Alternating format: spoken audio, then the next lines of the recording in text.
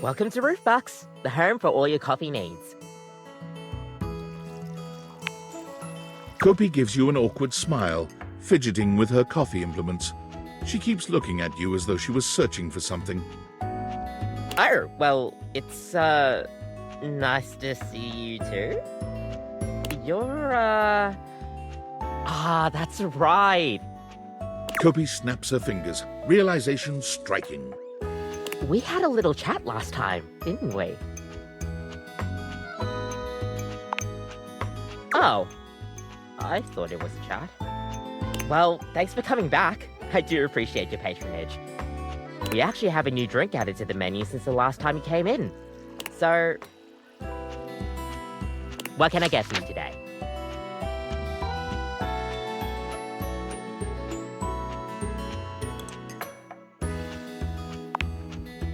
Right. Just, remember that the Irish coffee is going to be a little different. Make sure you can take your alcohol.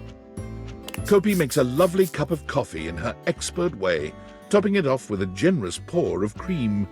You could smell the alcohol even before she hands it to you. And there we are. Enjoy. Is there anything you'd like to know about the Irish coffee?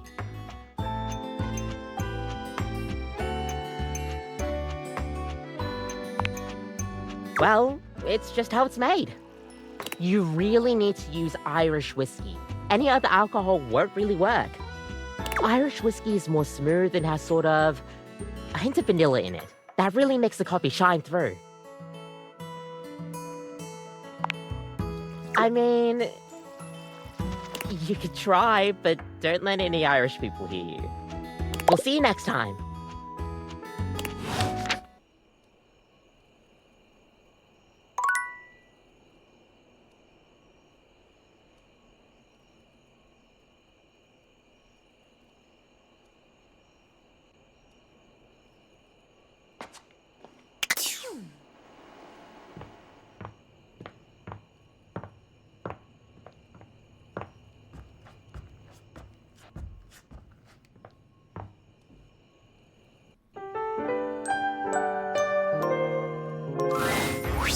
You've come to expect Nightmare's unsettling presence, but there's no getting used to the shivers her gaze sends down your spine.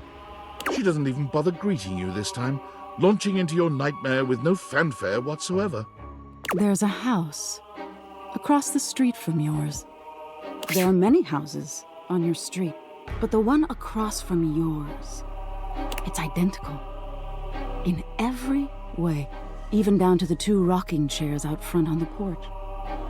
You're sitting in the rocking chair, staring at your neighbor's house across the street. You realize you don't even remember when the house got there. You don't remember anyone moving in. But it's a beautiful day to be sitting outside. So you try to relax. You lean your head back and rock gently, basking in the warm day. You're not sure how much time has passed when you hear the front door across the street open. Your eyes snap open, and you look to see who's come out. The occupant looks happy, humming something to themselves as they sit on one of the chairs and relax. It doesn't seem like they see you, or at least when you make eye contact, they don't make any motion of acknowledgement. You're even more confused than you were before because the resident of the house across the street is you. Hey, who are you? You call out to them, hoping to get some answers. They don't respond.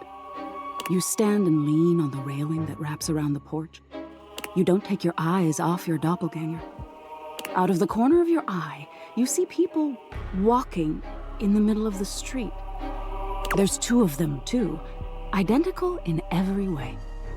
They're walking together in perfect, synchronized stride until they diverge.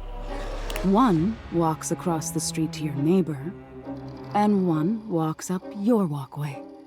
They seem warm, comforting. They point to the rocking chair next to yours. Can I sit with you? They ask. I've been walking so long. You think for a moment before answering. Are you going to stay? You ask. Or will you leave? They seem confused by your question. I'll leave eventually, but this is where I want to be now. I really need a rest, they answer. You shake your head and wave dismissively. If you're going to leave, then leave, you grumble, sitting back in your chair. They look disappointed by this, but do as you ask. And leave. You see them walk down the street the way they came. You look back at your neighbor across the street and see they're sitting next to the stranger who walked up to them. They sit and chat, laughing and giggling, occasionally glancing towards your house, but always returning back to each other. You feel anger start to burn in your chest. You try to soothe yourself by knowing their stranger will leave. They won't always have something you don't. You'll end up the smart one, the one left with a heart intact. As you watch them, they start to change. All of a sudden, they look older. Gray starts to come through their hair, and crow's feet appear by their eyes as they laugh and hold each other's hands. You look down at your own hands, seeing your own skin wrinkling. No, no, you say to no one.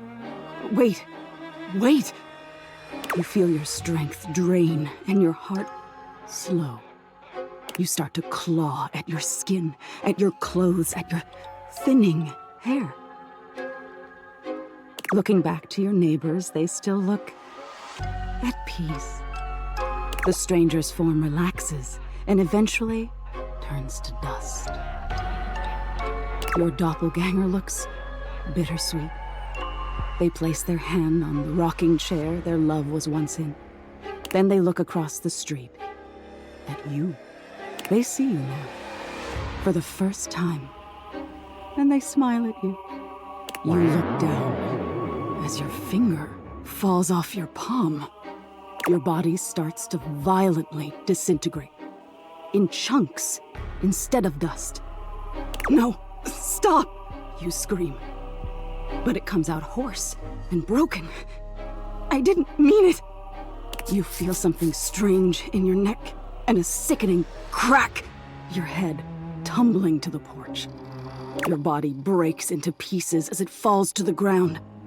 Even detached from your neck, you can see your doppelganger neighbor on their porch. They don't fight it. Their body just slowly stops existing.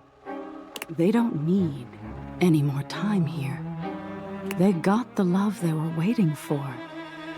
Even if their love left before they did, it was still love.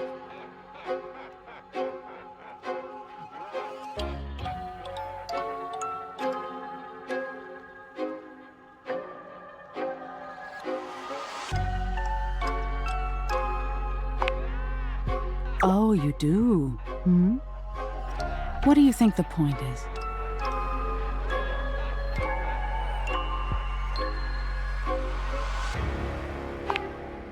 That's exactly it. Being open to love is such a vulnerability. But isn't it worth it? To be known and loved. We'll always be alone at the end of the day. We can't change that. But we can decide whether we've been known and loved. Now get some rest. You deserve it.